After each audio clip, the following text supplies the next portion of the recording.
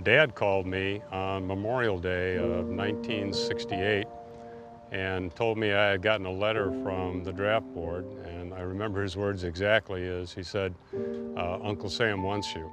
Took the bus over to the recruiter station, walked in, signed up, and that was it. So I walked back home, which is about a mile down the road, and got home, and I told my brother first that I joined the Marines today. Nothing can ever prepare you for jumping out of an airplane on your own, so that was definitely an experience for me, going through all that training and experiencing that. One of the jokes is that it's not the first jump you're scared of, it's the second one because you know what to expect. They strapped us into a T-33, which was a tandem-seated airplane. I was flying with a guy who was an ace from Korea. And as we broke ground, he said, "Your airplane," and gave me the stick and the throttles and said, handle it gently. I came out of that airplane and I said, I've got to do this. I've got to fly fighters. I was assigned to the Mazama, which was after I received my diesel training at Navy Pier in Chicago. I had no idea what I was getting into. A farm boy that didn't know the first thing about the military. They told me to fall out. I didn't know where I was supposed to go, Fall below decks, and I thought, God, are we supposed to roll down the stairs? Or I was very much a greenhorn. War is cruel, but as young kids, we didn't think about those things. I knew there was a possibility that if something bad happened, I might be coming home in a box. And that was probably the scariest time of my life is while I was deployed.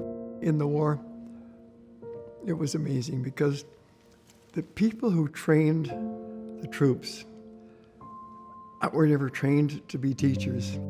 It was to the great credit of the troops that they could learn to do all the things they had to do from people who weren't really teachers. And it was an astonishing accomplishment of the Army.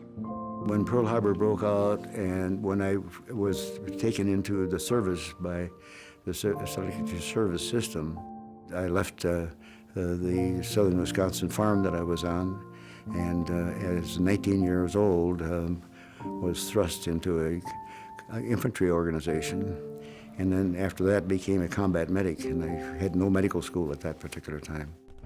We had a charge over the seawall, and this is when I heard, in boot camp, the Marines, the finest fighting force in the world. I remember going over that seawall, and we zigzagged forward, and bullets was hitting the sand, and they were explosive bullets, I thought, I realized that not one Marine turned back. Every one of them went forward. And I realized, hey, there's something pretty special with these guys. While I was there, I saw kids that are never going to see inside of a school building.